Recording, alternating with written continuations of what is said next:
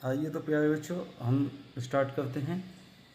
Rational numbers कैसे होता है? रेशियो की फॉर्म में, न्यूमरेटर अपॉन डिनोमिनेटर की फॉर्म में। ठीक है, न्यूमरेटर ऊपर वाली वैल्यू, नीचे डिनोमिनेटर। इसको पी अपॉन क्यू की फॉर्म में भी लिखा जा सकता है, लेकिन क्यू 0 नहीं होना चाहिए। इतनी बात समझ में आ रही है?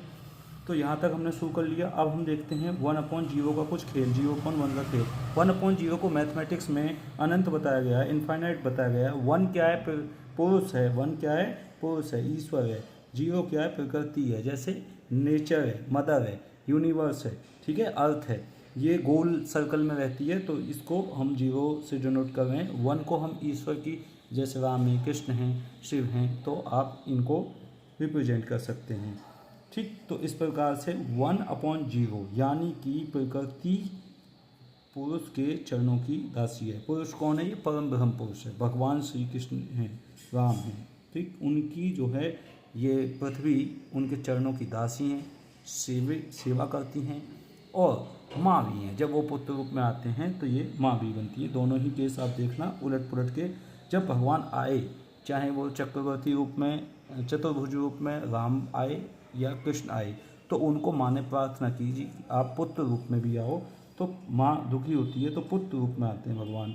ठीक, वो इसमें आएंगे। अब यहाँ पे आते हैं तो पुरुष प्रकृति के रूप में, पति पत्नी के रूप में, तो वो अनंत, यानी कि जब भगवान आए और माँ पृथ्वी, तो ऐसे अनंत यानी कि परम ब्रह्म में से अनंत जो है शून्य निकल रहे हैं। शून्य हमारा यूनिवर्स की ओर रिप्रेजेंट कर रहा है।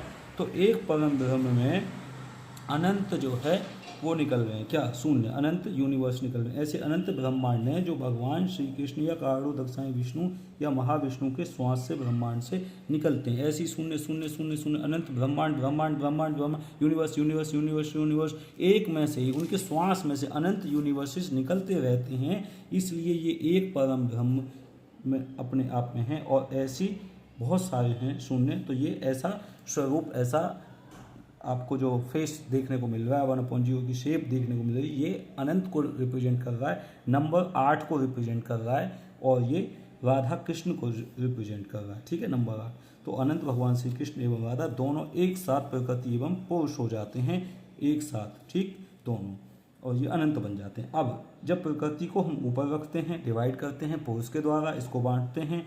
यहाँ पर पुरुष को बांटा है प्रकृति के द्वारा, पुरुष को, प्रकृति को पुरुष में बांटते हैं अगर, तो प्रकृति अपॉन पुरुष ऊपर आ जाता है। माँ और पुत्र का गेम शुरू हो जाता है, तो ये 0 बन जाता है। स्वयं प्रकृति में ही समाहित हो जाते हैं। भगवान माँ की गोदी में समाहित होकर बच्चा बन के पुत्र रूप का, माँ का वात्सल्य प्रेम पीते हैं, दूध पीते हैं, तो 0 बन जाते हैं। तो